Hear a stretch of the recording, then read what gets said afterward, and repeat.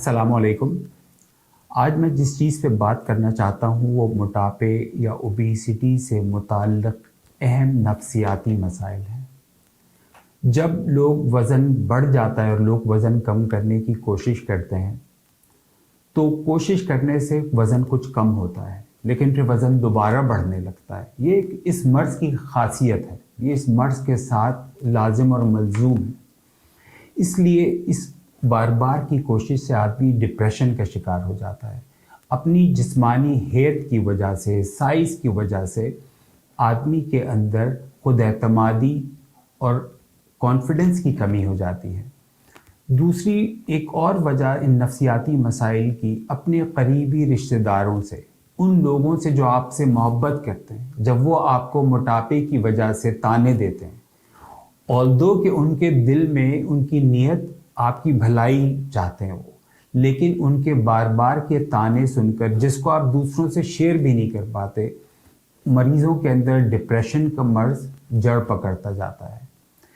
इसी वजह से जो लोग मोटापे का इलाज करते हैं और ऑपरेशन के ज़रिए या किसी और तरीक़े से जब वज़न कम होता है, जिस्मानी साख़ बेहतर हो जाती है, चलना फिरना आसान हो जाता है, तो आदमी को पहनने का, ओढ़ने का, लोगों में जाने का, मिलने जुलने का शौक़ बढ़ जाता है। साइंसी तहकीक ये बताती है कि लोगों की जॉब्स होने के चांसेस बढ़ जाते हैं, लड़कियों की शादी के इम्कानात बढ़ जाते हैं,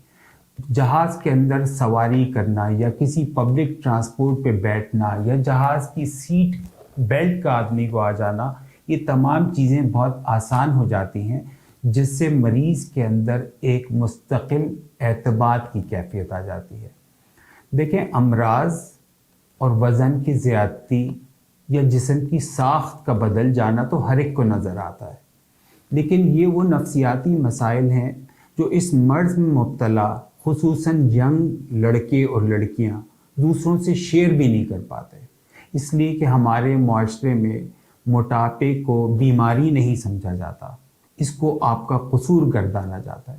जबकि आलमी इदारा सेहत इसको एक क्रॉनिक प्रोग्रेसिव डिजीज़ के तौर पर मानता है, जिसका इलाज मुमकिन है। डॉक्टर ओबेसिटी में हम मरीज़ों को असेस करते हैं, उनकी साइकोलॉजिकल असेसमेंट भी करते हैं और ऑपरेशन के ज़रिए मोटापे को और मुताल्लिक़ा नफ्सियाती मसाइल को हल करने की कोशिश करते हैं। आइए इस मर्ज़ का इलाज करें।